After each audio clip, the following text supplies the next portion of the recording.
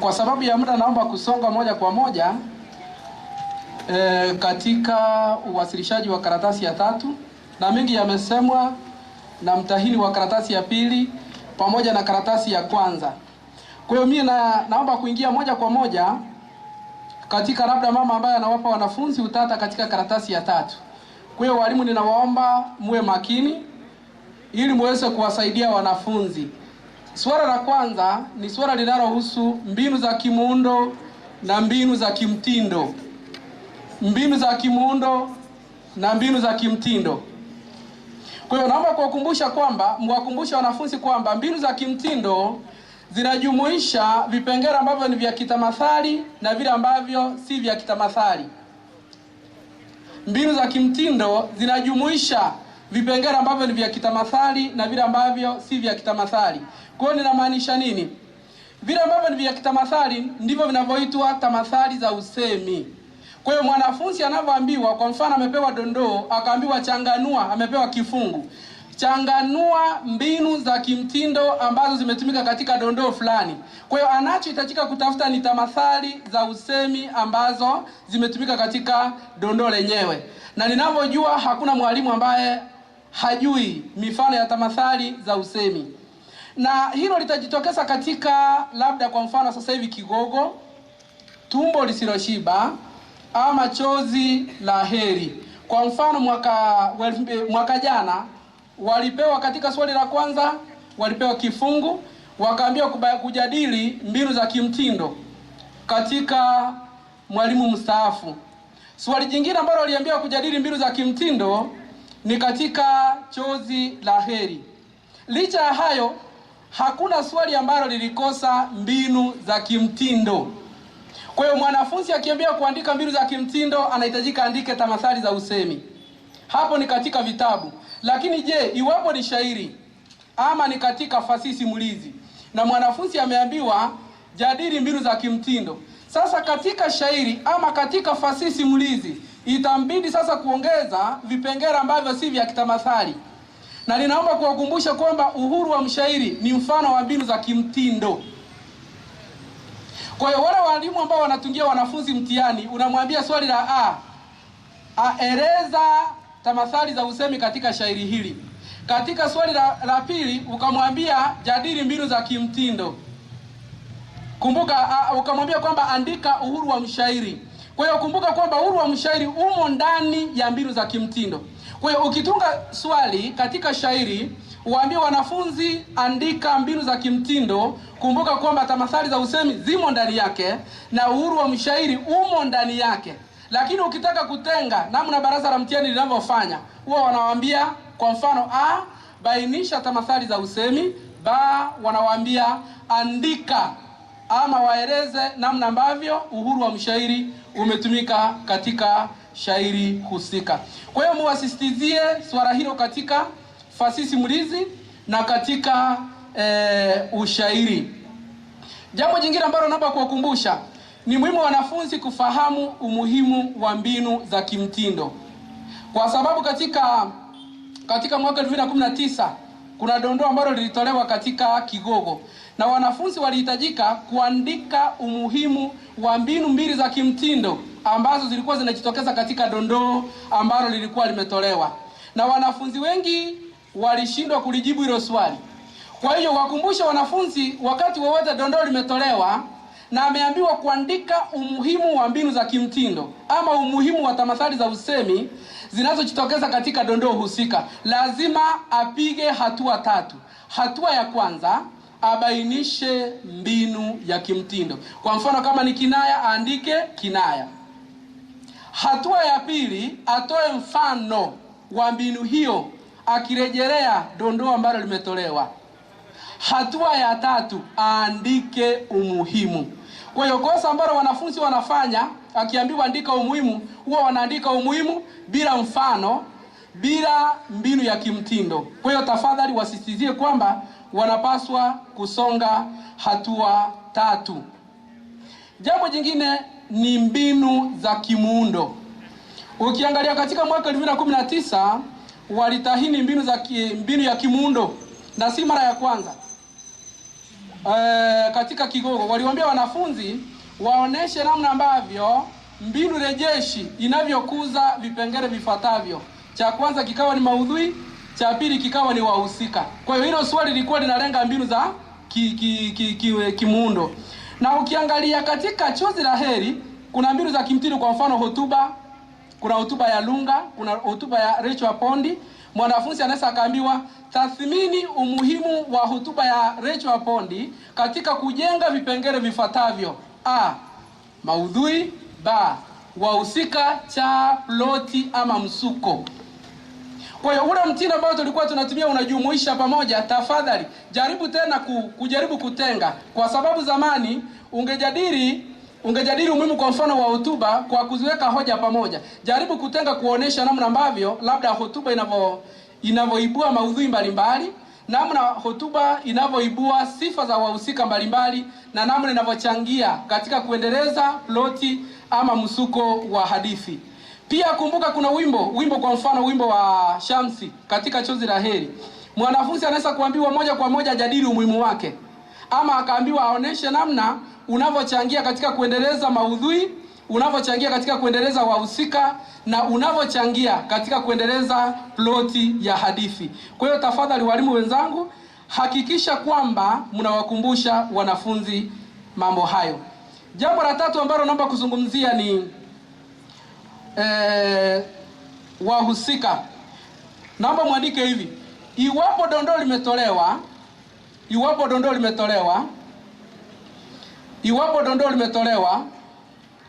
na swali la kwanza linahusu umuhimu wa mhusika ama sifa za mhusika. Iwapo dondoo limetolewa na swali la kwanza linahusu umuhimu ama sifa za mhusika, lazima mtahiniwa ambainishe mrejelewa.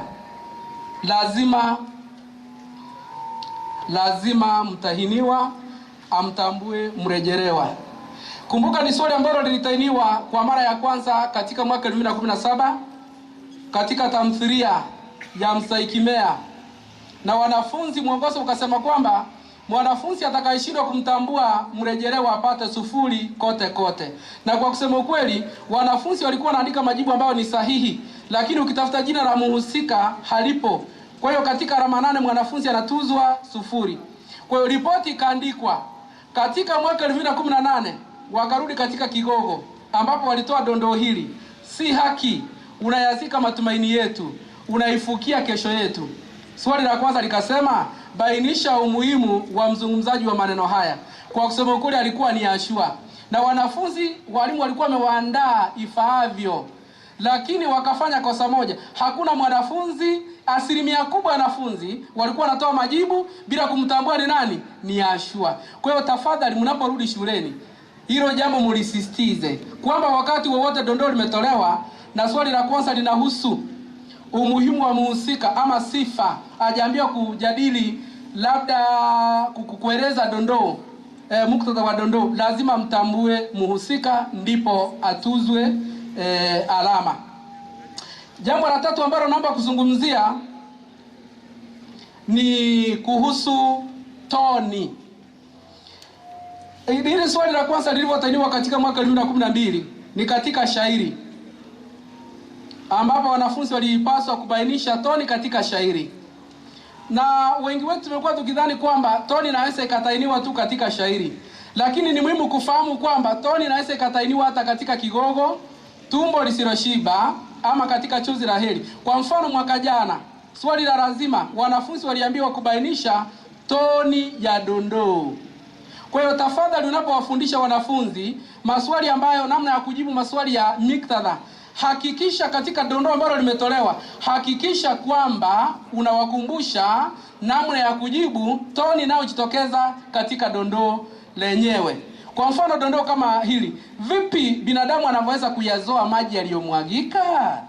Vipi binadamu anaweza kuyazoa maji yaliyomwagika? Katika chozi la heri, huyu ni mwanaheri baada ya kifo cha mama yake ya Subira. Kwa hiyo unaona ni toni gani ambayo inajitokeza? Ni toni ya kutamauka. Kwa kwa sababu hakuna lolote analoweza kulifanya kutokana na kifo cha mama yake Subira. Kwa hiyo tafadhali, wakati wowote unakutana na dondoo, jaribu kuwahusisha wanafunzi, waambie wakueleze toni inayojitokeza katika dondoo, kwa sababu ni swala ambalo ni jepesi. Jambo jingine ambalo mnastahili kuwakumbusha linalohusiana na toni, wataje toni na kuitolea ithibati kutoka kwenye dondoo ambalo limetolewa, kwa sababu wanafunzi wana mazoea ya kutaja tu bila kueleza. Kwa hiyo maelezo yatolewe kwenye dondoo ambalo limetolewa. Kama ni katika shairi, basi arudi katika shairi, atuoneshe ni kwa nini amesema kwamba ni toni ya huzuni, ni toni ya uchungu, ni toni ya kutamauka, ni toni ya matumaini na kadhalika na kadhalika. Kwa hiyo ni mambo ambayo mnastahili kuwakumbusha wanafunzi. Jambo la 4 ni aina za taswira. Nilivyosema mengi yamesemwa, aina za taswira. Ni muhimu kufahamu kwamba aina za taswira, taswira ni kipengele cha kimtindo.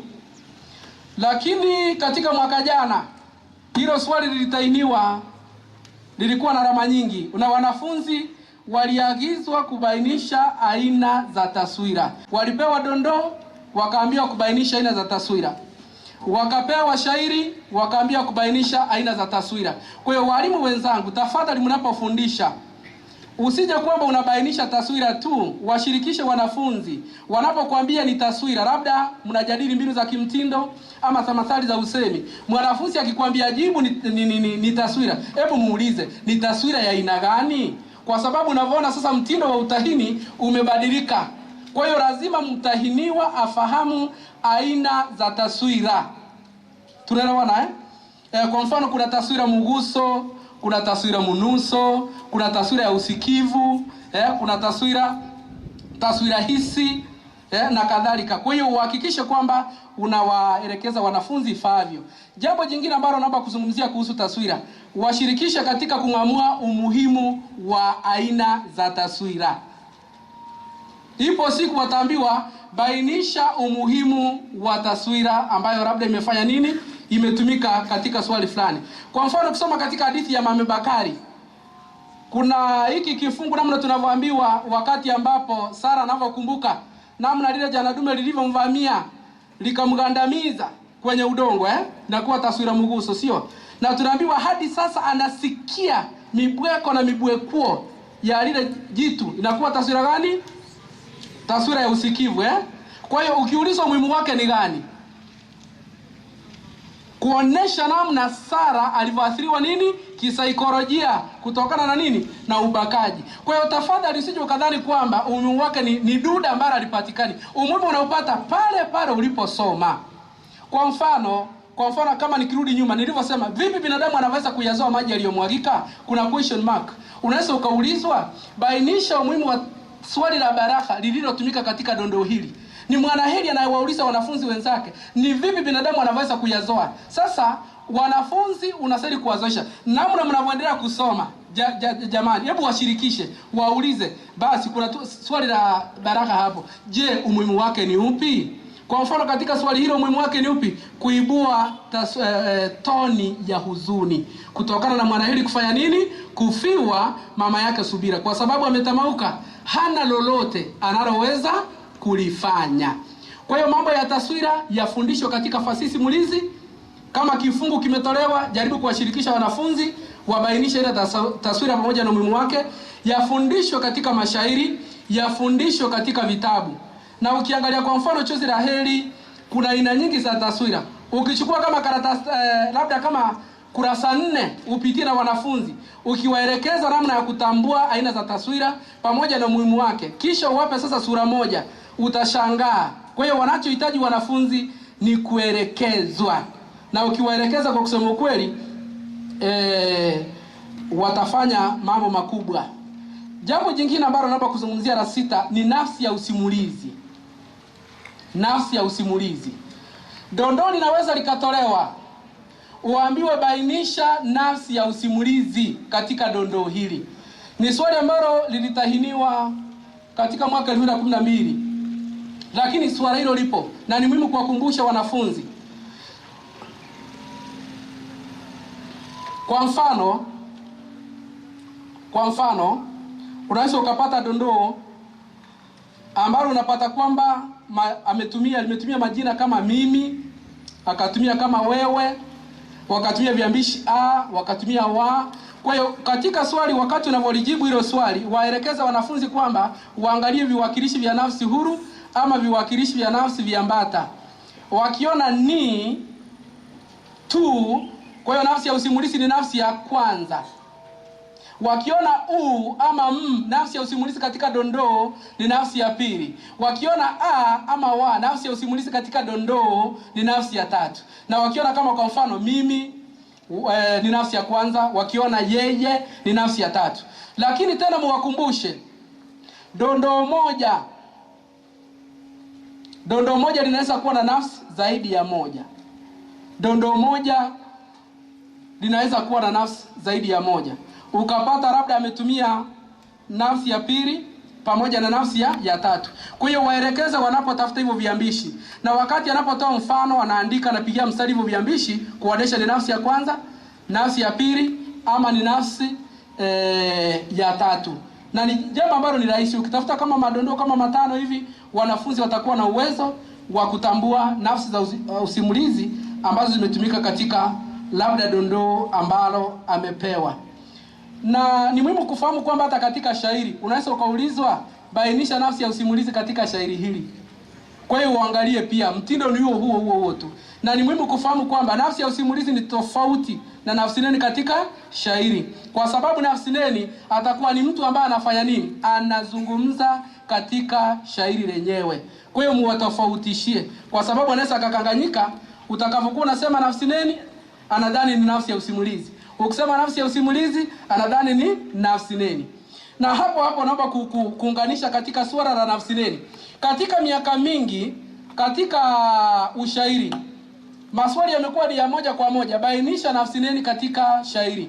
Hebu naomba muwakumbushe wanafunzi, yapo mashairi ambayo nafsi neni amejitambulisha kwa jina lake halisi, na huenda shairi kama hilo likatokea wakati mmoja.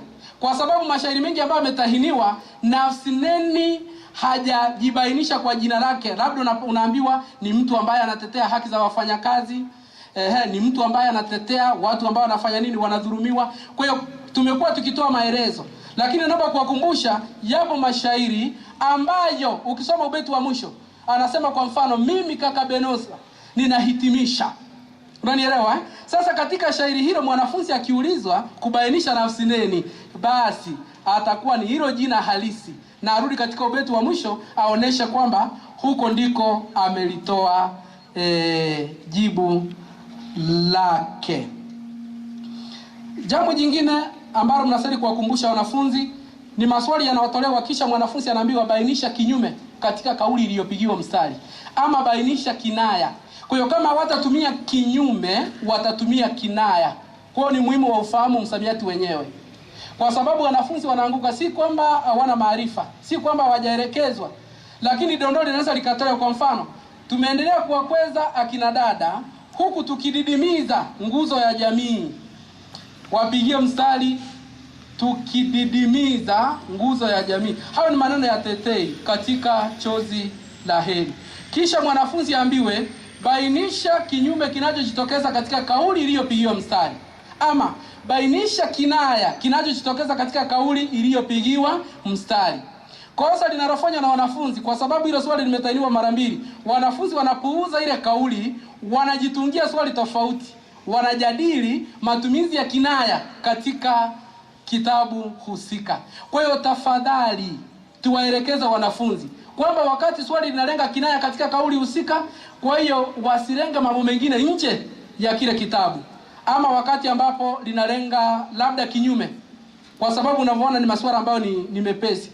Kwa mfano katika swali kama hilo unaona Tetei anavyosema tumeendelea kuwakweza akina dada zetu huku tukikweza nguzo ya jamii. Kwa kusema kweli katika taifa la wahafidhina mwanamke hajakwezwa. Kwa hiyo mwanafunzi anahitajika kuonesha nini? Anahitajika kuipinga kauli hiyo, aoneshe namna ambavyo mwanamke hajafanya nini, hajakwezwa. Kwa mfano aseme wanabakwa, kwa mfano Sauna anabakwa na Maya, sio wakati wakiibuka washindi katika uchaguzi, vijana wanaandamana na kufanya nini? Kukataa mwekevu anapochaguliwa. wanakataa. Unaona wanakaa tu wasubiri anavyovamiwa na wale vijana watano, wanafanya nini? Mikato miwili kwa sime. Kwa hiyo apinge. Kwa hiyo mkiwaelekeza kwa njia hiyo, atakapokutana na maswali mengine itakuwa ni rahisi kulijibu swali la sampuli hiyo. Jambo jingine ambalo mnastahili kuwakumbusha wanafunzi ni dondoo ambalo linahusu madondoo mawili. Dondoo moja lakini ndani yake kuna madondoo mawili. Na hili swali limetainiwa katika miaka miwili. Mara ya kwanza katika kidagaa kimemwozea katika mwaka 2014. Mara ya pili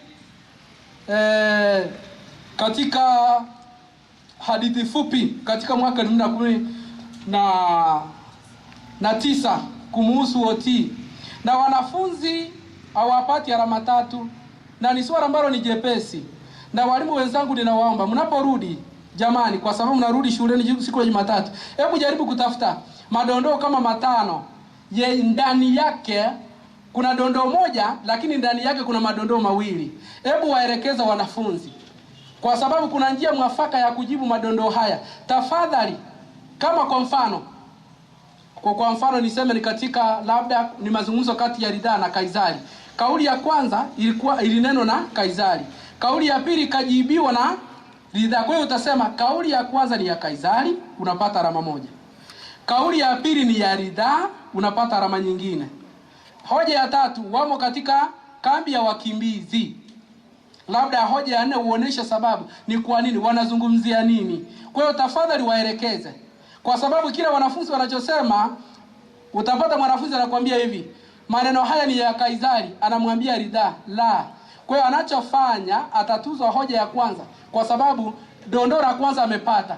Na je, ni kwa namna gani wanafunzi wetu watagundua kwamba ni dondoo moja lakini ndani yake kuna madondoo mawili? Waelekeza hivi, wakiona alama za mtajo zimetumika hivi wakafunga, tena jingine likaanza wakafunga. Moja kwa moja mzungumzaji si mmoja katika dondoo hilo. Wazungumzaji ni wangapi? 2. Kwa sababu wakati mwingine anaweza kuwa nadra akachanganyikiwa, akashindwa kung'amua. Lakini akiona alama za mtajo wamefunga na kufungua, wakafunga na kufungua, basi moja kwa moja dondoo hilo lina wazungumzaji wangapi? 2. Na atasema mzungumzaji wa kwanza ni huyu, mzungumzaji wa pili ni huyu. Aoneshe mahali na kisha aoneshe sababu. Nilipewa saa 1, najaribu kusonga haraka. Swali jingine ambalo mnastahili kuelekeza, nimesikia katika insha, swali la kujadili. Na hapa tuwe makini. Kwa sababu katika mwaka 2019 naomba kuwapa mfano. Kuna dondoo vipi kuku anaweza kupata labda haki katika mahakama ambayo hakimu ni kipanga Na wanafunzi waliambiwa jadili sifa 6 za mzungumzaji. Na alikuwa ni nani? Ni Ashua. Unavyosikia wametumia jina jadili. Kwa hiyo ulivyosikia kwamba hapa utapinga kwamba labda useme ni msaliti, si msaliti. Kwa hiyo namna hilo jina lilivyotumiwa ni sawa na fafanua sifa za Ashua, ni sawa na eleza sifa za Ashua.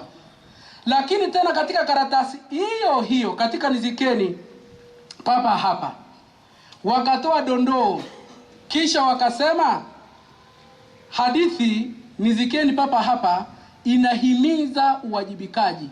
Wakanukuu wakasema jadili. Hadithi nizikeni papa hapa inahimiza uwajibikaji. Mwishoni wakasema nini? Jadili. Ulivyosikia katika karatasi ya kwanza walisema it doesn't matter mahali hilo jina limefanya nini? Limetokea. Lakini nikirejelea katika mtihani wa KCSE 2019, mwanafunzi katika hilo swali alihitajika kuonesha kwamba hiyo hadithi inaunga mkono nini? Uwajibikaji. Pia apinge. Kwa hiyo angejadili mambo mawili, uwajibikaji na ukosefu wa nini? Wa uwajibikaji. Kwa mfano angeonyesha namna OT alivyoichezea timu ya Harambee Stars na Bandari FC. Huo ni uwajibikaji, sio? Kisha aseme OT na Rehema Wanjiru wanahusiana kimapenzi na kuishia kufanya nini? Kuambukizwa ugonjwa. Huo ni ukosefu wa nini? Wa uwajibikaji. Kwa hiyo tafadhali ukitumia karatasi itakusaidia katika kumwelekeza mwanafunzi ajue ni wakati gani wa kujadili sehemu mbili. Kwa sababu wanafunzi waliojikita katika uwajibikaji peke yake, wengi walishindwa kufikisha hoja 12. Wengi wao walishindwa kufikisha hoja 12. Lakini mwanafunzi ambaye alikuwa ameelekezwa alielewa kwamba hili swali linahitaji kuangazia sehemu mbili. Ni jadili uwajibikaji na ukosefu wa uwajibikaji. Na kwa kusema ukweli, wale waliofanya hivyo waligonga ndipo. Kwa hiyo kwa sababu hicho kitabu kingali kinatahiniwa, unaweza ukatumia hilo swali katika kuandaa wanafunzi. Sawa Ama ukawapa swali kama hili ukawapa swali kama hili. Ashua ni kielelezo cha uwajibikaji, jadili. Kwa hiyo unavyoona utaonesha uwajibikaji wa Ashua na ukosefu wa uwajibikaji wa nani? Wa Ashua. Kwa mfano anapotaka taraka kutoka kwa mume wake, si kwamba amewajibika, inaonesha nini? Ukosefu wa uwajibikaji. Na tukifanya hivyo, bila shaka wanafunzi wataibuka kidedea. Swali jingine ambalo naomba tuwakumbushe wanafunzi, na ni swali ambalo kila mtu analifahamu. Kwa miaka mingi wanafunzi wamekuwa wakiambiwa kujadili umuhimu ama kueleza umuhimu wa muhusika. Na wanafunzi katika taifa la Kenya wamekuwa wakipata alama tu. Lakini katika mwaka 2020, dondoo ambalo lilikuwa linamhusu Mama Pima ama Asia, wanafunzi waliambiwa waoneshe umuhimu wa mzungumzaji katika kukuza vipengele vifuatavyo vya katika tamthilia ya Kigogo. Roman 1 maudhui, Roman 2 ploti. Wanafunzi walipoona hivyo wakaona kwamba ni masuala ambayo ni magumu. Lakini katika maudhui inaonekana walimu walikuwa wamewaelekeza ipasavyo. Kwa hiyo ningependa kusema nini? Wakati wa kuwafundisha wanafunzi kuhusu umuhimu wa wahusika, tafadhali kuanzia leo, baada hakikisha unaonesha ni maudhui yapi wanakuza. Ukitoka hapo waoneshe sifa mbalimbali za wahusika wengine wanaibua. Jambo la tatu, waoneshe namna wanavyojenga ploti. Kwa mfano, hebu angalia walivyouliza kuhusu Mama Pima. Mama Pima waliuliza maudhui na ploti. Kwa hiyo katika maudhui wanafunzi hawakuwa na shida kuonesha kwamba walimu wamewaelekeza ipasavyo. Lakini katika ploti na ninavyodhani katika wahusika, walimu wanahitajika kuwapiga wanafunzi msasa.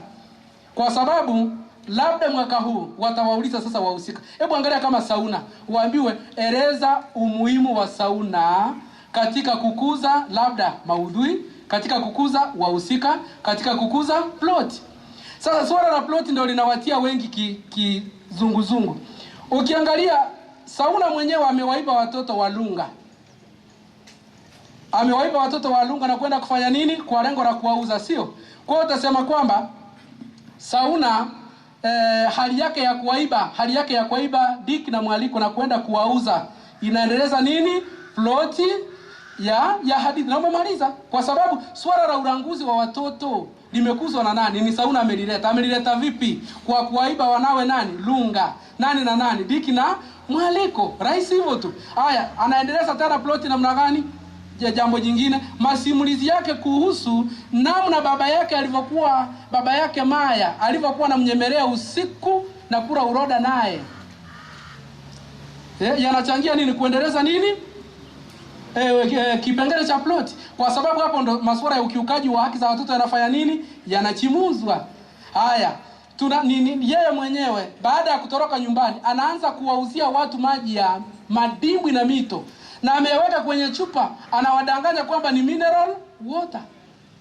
Uone kwamba kuna kipengele cha kimtindo ambacho anafanya nini? Kusimuliwa namna ambavyo masimulizi yake, namna ambavyo alianza kutumia mbinu hasi ili kujitajirisha. Inakuza nini? Kipengele cha msuko ama ploti, kwa kuonesha namna watu wanavyotumia mbinu mbaya, wanahatarisha maisha ya wengine ili kupata nini? Masilahi yao.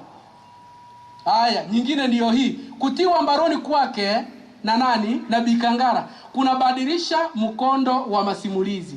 Nani anapatikana? Mwaliko kumba anapatikana alikuwa amefungiwa ndani ya nyumba ya nani? Bikangara, na kupelekwa katika kituo cha watoto cha Benefactor ambako anasoma.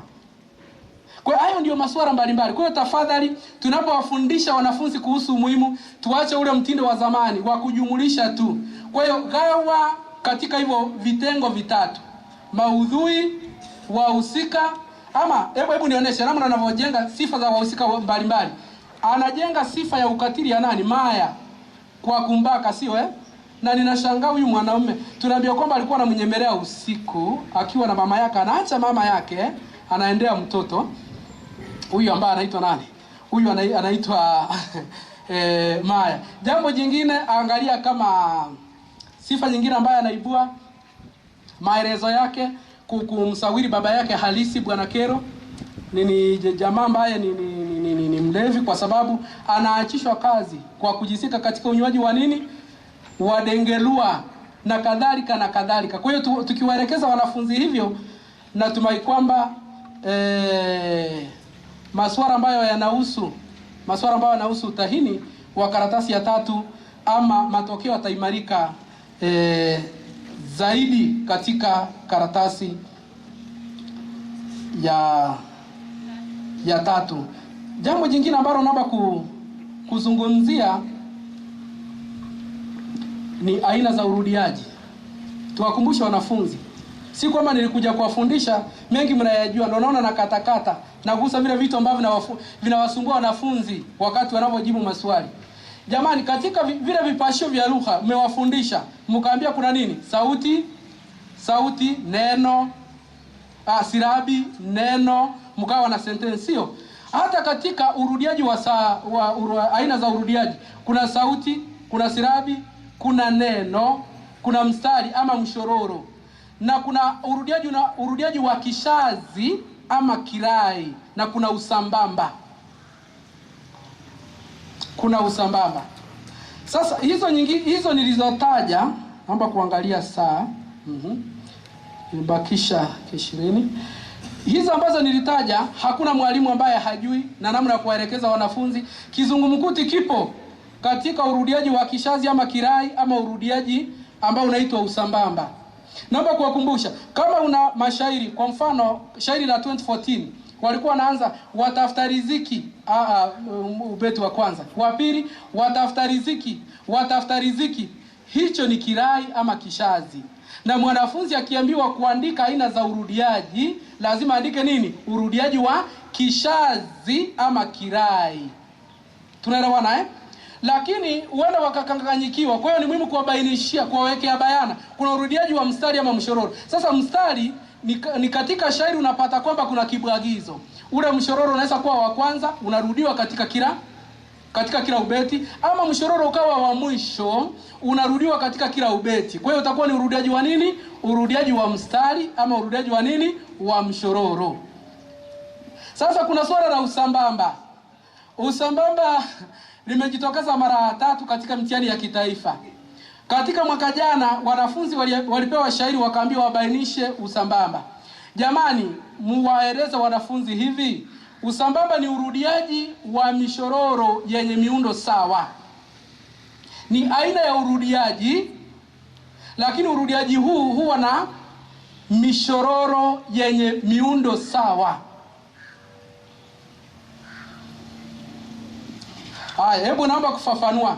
Katika usambamba utapata kwamba kuna neno moja ambalo linafanana katika hiyo mishororo miwili ama mishororo mitatu. Moja tu ambalo linafanana kati ya hiyo mishororo miwili, lakini maneno mengine ni tofauti, lakini muundo unafanana. Kwa mfano ukapata kama hii: walikuwa wakipigana, walikuwa wakicheza, walikuwa wakila, walikuwa wakiimba. Kwa unavyoona huo ni nini? Ni usambamba. Unavyoona hiyo mishororo ina muundo ambao unafanya nini? Unafanana. Tunaelewana? Kwa hiyo uwe makini usije ukachanganya usambamba na urudiaji wa kishazi ama kirai. Katika usambamba utapata kwamba ni neno moja tu kati ya maneno mengine ama mawili ambayo yanafanana. Lakini ukiangalia maneno namna yalivyoundwa, muundo unafanya nini? Unafanana. Sasa jambo jingine katika aina za urudiaji, tafadhali wakumbushe wanafunzi kufahamu umuhimu. Kwa hiyo mwanafunzi asienda kufanya mtihani bila kujua umuhimu wa aina za urudiaji. Urudiaji wa sauti, urudiaji wa silabi, urudiaji wa neno, mstari, kishazi ama usambamba. Na natumai kila mtu anajua sauti na silabi ni kujenga timu ya shairi. ama kuleta urari wa nini, wa vina. Hilo kila mtu analifahamu. Ukiangalia urudiaji wa neno na urudiaji wa mstari ni kusisitiza ujumbe, lakini ni muhimu kufahamu kwamba urudiaji wa mstari unaweza kuwa unachimuza toni ya shairi. Yaani mstari umerudiwa mpaka umegundua toni ni ya huzuni. Ama huo urudiaji unaweza ukawa unachimuza dhamira ya mshairi. Kwa sababu ni kwa nini anarudia huo mstari? Anautumia kwa lengo la kujenga lengo lake kuu. Kwa lengo la kujenga dhamira yake kuu.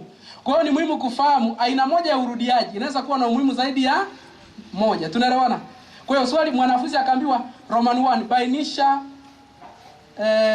aina za urudiaji. Aambiwa andike kwa kurejelea hoja mbili, andika umuhimu wa aina ya urudiaji ambao umetambua katika hapo juu. Kwa hiyo ni maswala ambayo mnahitajika kuwakumbusha wanafunzi. Na maswala ambayo ninaongea nimeyafanyia summary hapa, nilikuwa na nakala chache, labda kama utafanikiwa kuipata na tumekomba itakufaidi. Jambo la mwisho ambalo naomba kuwakumbusha, muambie wanafunzi katika urudiaji wa sauti tunaangalia irabu peke yake. Kwa mfano unapata vina vya ndani vinaishia kwa a na liwe ni tamko. Kwa sababu kuna wanafunzi wanapata shairi na vina vya ndani ta. Sasa yeye anapigia eti ni urudiaji wa sauti. Huo ni urudiaji wa nini? Wa silabi. Kwa hiyo tafadhali tuwakumbushe ili wajue kwamba katika urudiaji wa sauti tunaangalia irabu, kwa sababu hilo ni tamko kamili. Naangalia a, e, i, o na u. Jambo jingine ambalo ni jepesi, wanafunzi wanafahamu wakati wanaambiwa wabainishe kibali cha mshairi, ama wakati wameambiwa uhuru wa mshairi. Lakini wakiambiwa bainisha mbinu alizotumia mshairi kutosheleza mahitaji yake ya kiarudhi, wengi wao wanashindwa. Tafadhali, hayo mambo yote matatu ni mamoja: uhuru wa mshairi, kibali cha mshairi, na mbinu anazotumia mshairi kutosheleza mahitaji yake ya kiarudhi. Hayo mambo yote matatu ni mamoja. Na unavona katika miaka mitatu ambayo imepita, Baraza la Mtihani Kenya wanatumia mbinu alizotumia mshairi kutosheleza mahitaji ya kiarudhi. Kwa hiyo unavona, kwa sababu wanapotumia kibali wanafunzi wanaonga ndipo, wakisema uhuru wa mshairi wanafunzi wanaonga ndipo. Kwa hiyo tafadhali unapowafundisha zungumzia mambo yote matatu, hivi kwamba wakipata kauli moja wapo wawe na uwezo wa kufanya nini? Wa kugonga ndipo. Kwa sababu wanafunzi kwa kusema ukweli wanaanguka, ili hali tuna uwezo wa kufanya nini? Tuna uwezo wa kuzuia hali hiyo. Jambo jingine ambalo limewasumbua wanafunzi, tafadhali wabainishie tofauti kati ya bahari ya shairi na muundo wa shairi. Bahari ya shairi na muundo wa shairi.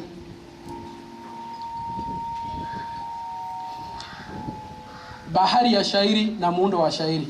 Wanafunzi wakiambiwa bahari, asilimia kubwa wanaandika muundo. Muundo wanafahamu.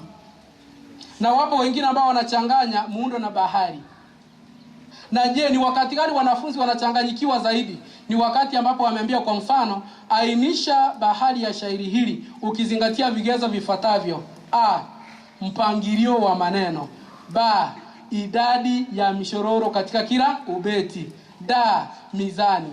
Kwa hiyo wanafunzi wakiambiwa hivyo, wao wanachofanya wanazingatia hivyo vigezo kujadili. Kwa mfano, ameambiwa idadi ya mishororo katika kila ubeti, anaandika kila ubeti una mishororo 4, lakini jibu lilikuwa ni gani? Taaribia. Kwa hiyo unavona ni mambo ambayo ni mepesi, lakini kwa sababu labda ya kuyapuuza kwamba wanafunzi wanayaelewa, wanaishia kupoteza alama. Kwa hiyo tafadhali wasisitizie tofauti kati ya bahari na muundo, kwa sababu katika bahari ukiondoa taaribia ufute, hii nyingine imebaki imekuwa ni nini? Imekuwa ni muundo. Na warahisishie. Kwa mfano, wakiambiwa kama mizani, mwanafunzi akiambiwa zingatia mizani, daima majibu ni mawili. Kama si msuko ni kikai. Kwa nini ni msuko? Mshororo mmoja ni mfupi. Kwa nini ni mfupi? Una mizani michache kuliko mishororo mingine. Ni kikai. Kwa nini? Idadi ya mizani inatofautiana katika kila, unapata 84 ama 484. Kwa hiyo shairi lolote ambalo unaona idadi ya mizani inatofautiana katika kila kiwango cha vipande litakuwa ni nini? Kikai. Akiona kama ni mpangilio wa maneno, moja kwa moja anasali kujua majibu ni mawili. Kama si kwamba ni nini? Ni pindu. Unawarahisishia namna ambavyo tuliambiwa na mzungumzaji wa kwanza. Ninakuwa kwamba akiambiwa kwa mfano mpangilio wa vina, kama si ukara ni nini? Ukaraguni. Si kama ukaraguni ni nini? Mtiririko. Kwa hiyo ni masuala ambayo ni mepesi, na tukiwaelekeza wanafunzi inavyostahili, kwa kusema mkulu wataibuka kidedea katika mtihani wa kitaifa. Namna Bwana Ngiga alivyosema. Unajua kuna wengine ambao unashangaa ni kipi ambacho wengine wanafanya na wengine hatufanyi. Jamani, ukijifunga kibwebwe na ukiyazingatia hayo yote ambayo umeambiwa hapo, ukiwaelekeza wanafunzi, ukweli wa mambo ni kwamba Mungu mwaminifu atakusaidia wanafunzi kufanya nini? Kuibuka kidedea katika mtihani wa kitaifa. Jambo jingine ambalo naomba tuwakumbushe wanafunzi ni mistari mishata na mistari kifu pamoja na umuhimu wake.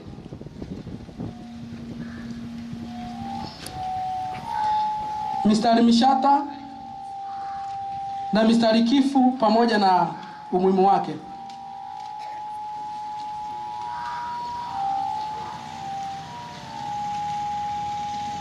Pamoja na umuhimu wake.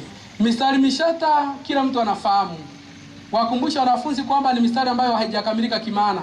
Inakubidi kusoma mshororo unaofuata ili kupata maana yake kamili, na wafahamu umuhimu wake.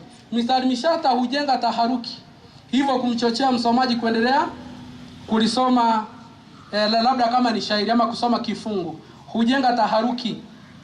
Huo ndio umuhimu wake. Na kuna mistari kifu. Mistari kifu kinyume cha mistari ambayo ni mishata, imekamilika kimaana. Lakini hilo silo nilotaka kuzungumzia. Wakumbusha wanafunzi kwamba anapoambiwa kutoa mifano ya mistari mishata, asiongeze mistari ambayo inaikamilisha kimaana. Kwa hiyo aandike ile mishororo ambayo haijakamilika kimaana. Kwa sababu akiongezea ile mingine, basi hiyo si mistari mishata, ni mistari kifu. Kwa sababu umeuongezea ule ambao uliusaidia kujikamilisha kimaana.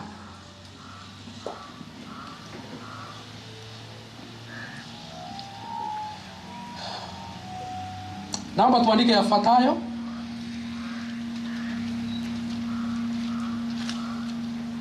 Namna ya kujibu maswali.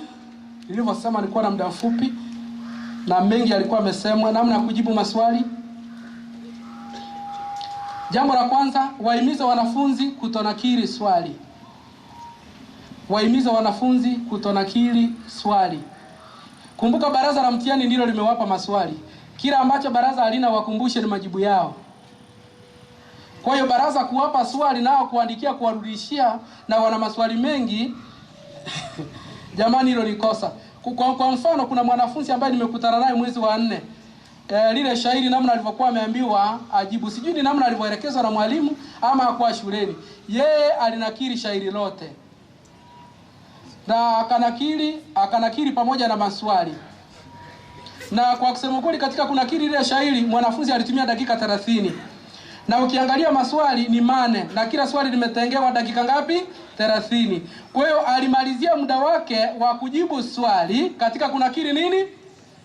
Kwa hiyo tafadhali wasisitizie. Unajua ni jambo ambalo unaona ni dogo, lakini wanafunzi wakifika kwenye mtihani uenda wazimu unaingia. Anaamua kunakiri nini? Swali. Tafadhali, na huo muda angeutumia katika kuwaza na kuandika majibu ambayo ni mwafaka. Je, kama wata nakiri swali, sasa waandike nini? Namna Bwana Ngiga alivyosema, andike nambari ya swali analolijibu. Wasisitizie, ni muhimu. Wasisitizie kuandika nambari ya swali wanalolijibu. Jambo jingine, mwanafunzi anaweza kuingia katika chumba cha mtihani na akagundua kwamba swali la kwanza ni gumu kwake. Hakuna mahali imeandikwa uanze kwa swali la kwanza. Tafadhali mwakumbushe. Akisoma swali la kwanza alielewi, mwambie aachane nalo. Akisoma swali la 8 ndilo jepesi, aanze kwa swali la ngapi? La 8. Alimradi pale pambizoni andike nambari ngapi? Nambari ya 8. asiwahi kuanza kwa swali la kwanza iwapo halielewi, hakuna adhabu. Kwa hiyo muwakumbushe, aanze kwa swali ambalo ni jepesi kwake hadi lile ambalo labda lilikuwa ni gumu. Jambo jingine, muwahimize kuelewa aina ya swali ambalo limetahiniwa. Swali linaweza kuwa funge ama likawa wazi. Wakumbushe. Kwa ninaposema swali funge linamaanisha nini? Swali funge, mwanafunzi ameambiwa idadi ya hoja za kuandika. Katika swali wazi hajaambiwa idadi ya hoja za kuandika, lakini kwenye mabano ameoneshwa alama. Na hebu niwakumbushe, kilichowaokoa wanafunzi wengi ni hayo maswali ambayo yalikuwa ni wazi mwaka jana. Kwa sababu maswali wazi, baada ya subject head kufika akaona hali ilivyokuwa, akasema swali lolote ambalo ni wazi weka ×2. Ndio unaona matokeo namna yanavyotokea. Kwa sababu katika miaka mitatu ambayo imepita, kila hoja moja ni alama moja. Lakini msiende kuambia hoja 2 alama 1. Wasizie nini? Alama ni gani? 1. Kwa sababu wewe ukajua kila ambacho watasema mwaka huu. Kwa hiyo katika maswali ambayo ni funge, wasisitizie wanafunzi waandike idadi walizoelekezwa. Kwa sababu kama ameambiwa huku ukitumia hoja 10, jadili matumizi ya kinaya katika tamthilia ya Kigogo. Asizidishe, asipunguze. Kwa sababu akipunguza anajihini alama. Akizidisha mtahini atasonga, akifika 10 atapiga mstari nyingine atamwachia. Kwa hiyo unavyoona ameharibu muda wake ambao angetumia kujizolea alama kwingine. Katika swali ambalo ni wazi, waambie wazidishe. Kwa sababu kulikuwa na faida mwaka jana. Mwanafunzi yeyote ambaye alijibu maswali ambayo yalikuwa ni wazi mwaka jana walionga ndipo. Na mwambie azidishe. Kwa mfano hili swali liliambia kwamba onyesha mchango wa wasomi katika hali ya Wasagamoyo, alama 10. Kwa hiyo mwanafunzi ambaye ni mwerevu angeandika hoja 15. Mwambie, na akiona kwamba hana muda mwambie kama hana muda, swali lolote ambalo ni wazi daima alama idadi ya hoja anazoandika ilingane na alama ambazo zimetolewa kwenye mabano. Kisha anaweza akazidisha kwa hoja ngapi? 5. Hivi kwamba akianguka za kwanza 5 ana cha kufanya nini? Cha kumuokoa. Ulivyoambiwa mambo ya mtihani ni sheria, na ukikiuka basi unaanguka.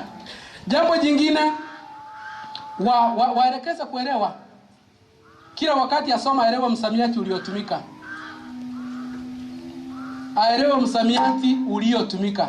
Kwa sababu wanafunzi wengi wameishia kuanguka kwa sababu ya kutoelewa msamiati uliotumika.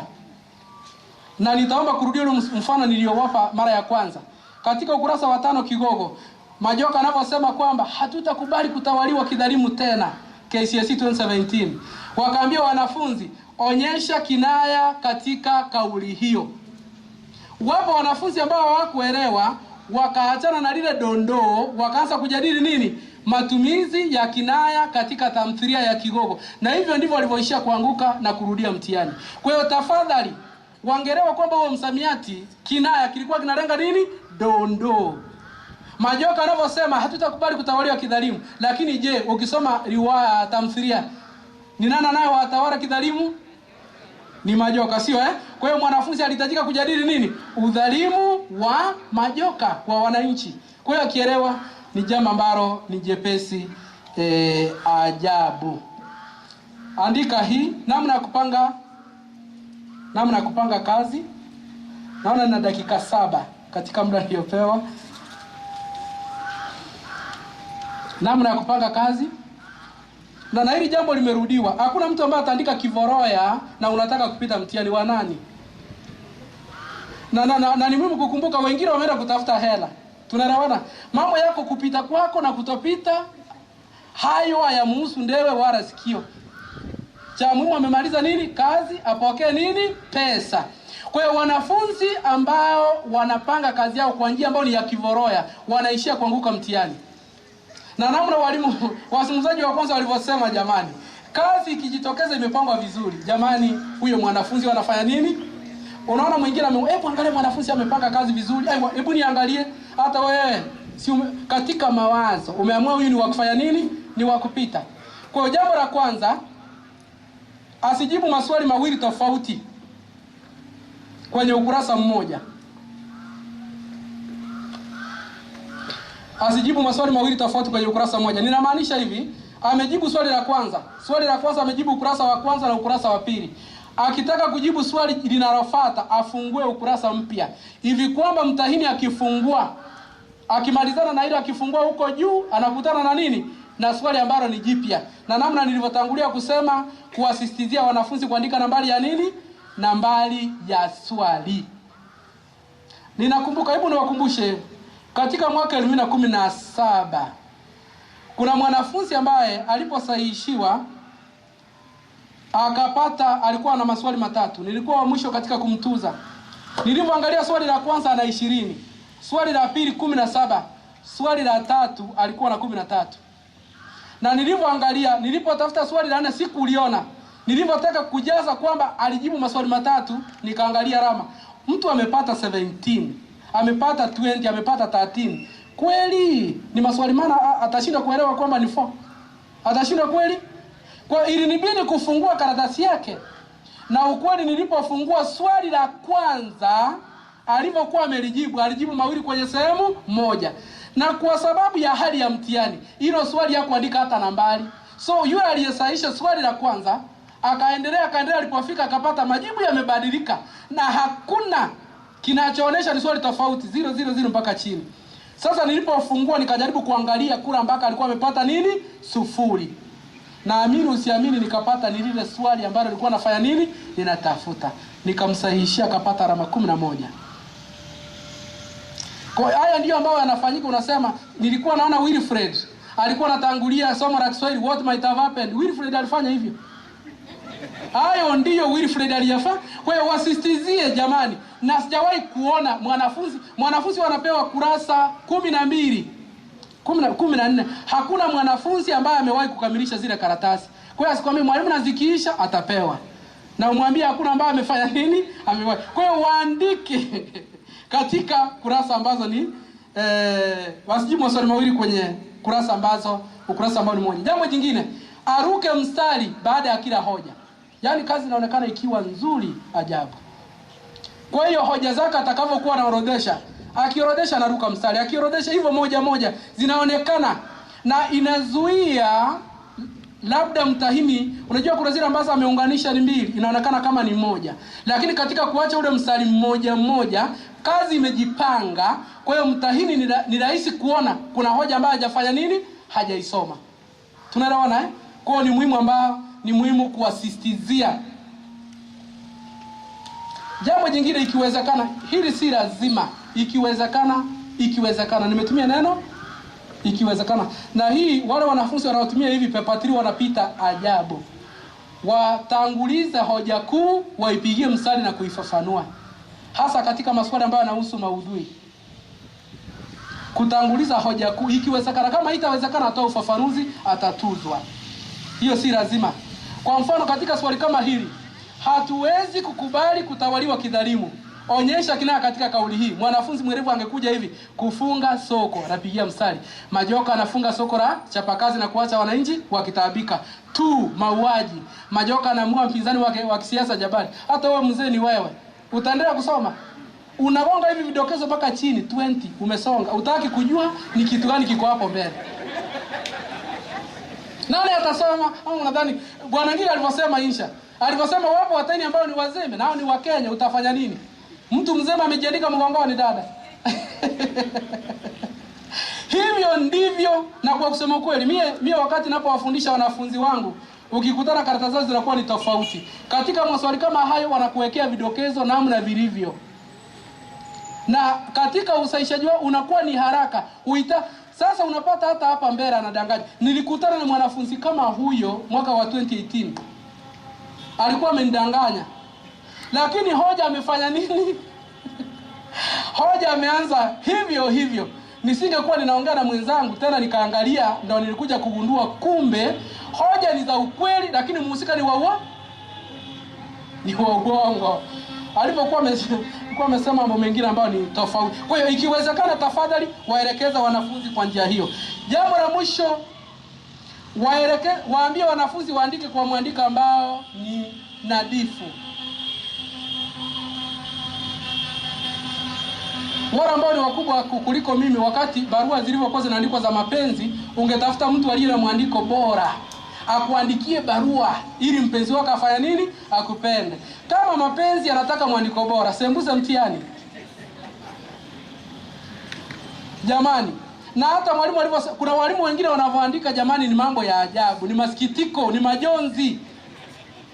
Yaani yeye mwenyewe anasisitiza mwandiko ambao ni bora, lakini anavyoandika na kwanza labda ni insha, amemwandikia makosa Ramani 1 hati mbaya. Na hata ukiangalia naye alipoandika hati mbaya, yeye ndio mgonjwa, anahitajika kutibiwa.